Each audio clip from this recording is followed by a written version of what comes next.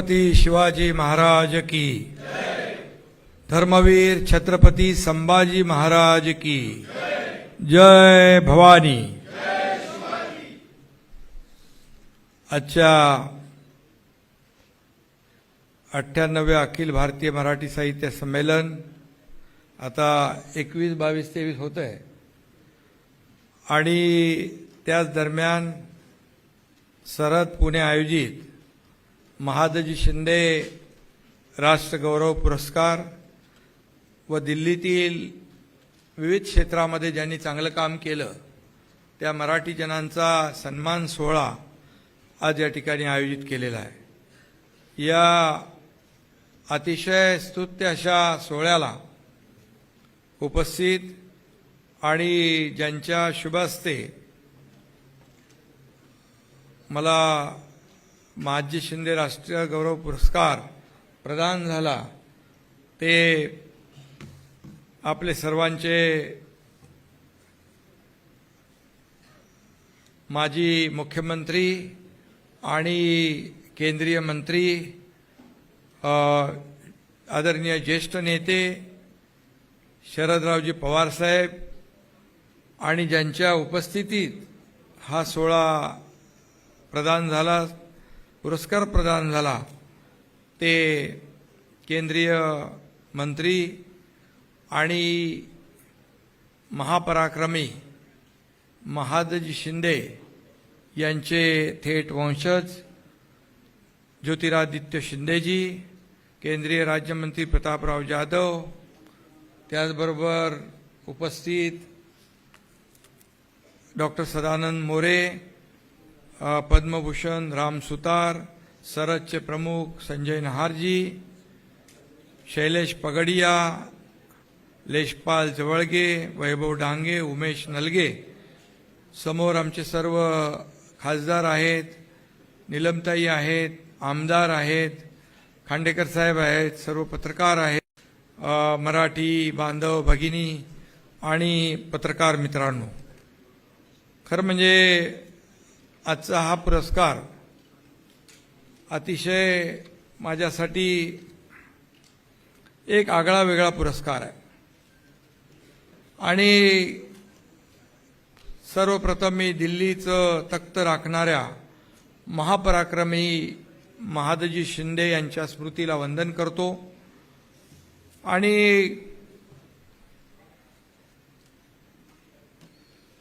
आदरणीय उपस्थित सर्व मान्यवर यांचं देखील मनापासून मी स्वागत करतो।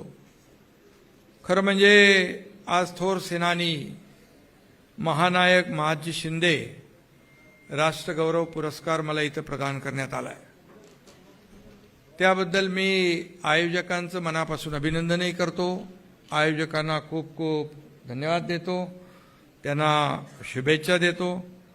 खरं तर पुरस्कार सन्मान हे विचारवंत कलावंत साहित्यिकांसाठी असतात, राजकारण्यांना फार कमी असतात, कमी दिले जातात, पण त्यामुळे हा पुरस्कार स्वीकारताना थोडं मनामध्ये संकोच होता, पण आपलं प्रेमही होतं की ज्या जिव्हाळ्याने प्रेमाने आपुलकीने मला हा पुरस्कार आपण प्रदान केलात त्याबद्दल मनापासून धन्यवाद या ठिकाणी देतो। खरं म्हणजे महापराक्रमी महादजी शिंदे यांच्या नावाचा हा पुरस्कार आहे, त्यामुळे आणखीन थोडं दडपण होतंच। पुरस्कार देऊन इथं जो सन्मान झाला आहे त्याबद्दल तर मी मनापासून धन्यवाद आपल्याला दिलेच, परंतु या सन्मानापेक्षा यामुळे येणारी जबाबदारी देखील मोठी आहे याची जाणीव देखील मला आहे। खरं म्हणजे जेव्हा एखाद्याच्या पाठीवर चांगलं काम केल्यावर शाबासकीची थाप पडते त्यावेळेस आणखी त्या व्यक्तीची जबाबदारी वाढते, आणखी त्याला चांगलं काम करावं लागतं आणि मग समाजामध्ये देखील चांगलं काम करणाऱ्यांची संख्या वाढते, समाजालाच त्याचा फायदा होतो। आणि म्हणून शरद पवार साहेबांसारख्या ज्येष्ठ आणि जाणत्या नेत्याच्या हस्ते हा पुरस्कार मिळावा हा देखील एक भाग्ययोग आहे आणि आज या पुरस्काराच्या निमित्ताने वेगवेगळे योग जुळून आलेत. महादजी शिंदेंचं घराणं सातारा जिल्ह्यातलं कनेरखेड, ज्योतिरादित्यजी या महापराक्रमी लढवयाच्या जन्मभूमीतच माझाही जन्म झालेला आहे आणि हे देखील मी माझं मोठं भाग्य समजतो. पुरस्कार ज्यांच्या नावे आहे त्यांचं ते आहेत महापराक्रमी महादजी शिंदे. तुम्ही मला पुरस्कार दिलात तो मी आहे एक कार्यकर्ता एकनाथ शिंदे. आणि इथं पुरस्कार देताना उपस्थित आहेत ज्योतिरादित्य शिंदे. आणि ज्यांनी मला हा पुरस्कार दिला त्यांचं आडनाव पवार असलं तरीसुद्धा देशाचे थोर क्रिकेटपटू सदाशिव शिंदे यांचे ते जावई आहेत. शेवटी शिंदे सगळे आले. सदू शिंदे भारताचे प्रसिद्ध स्पिन बॉलर होते. त्यांची गुगली भल्या भल्यांना कळत नसे आणि कधी क्लीन बोल्ड होत असे कळायचं नाही.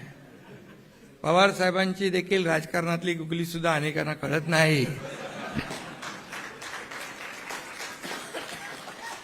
कधी कधी बाजूला बसलेल्या लोकांची किंवा बसवलेल्या लोकांची गुगली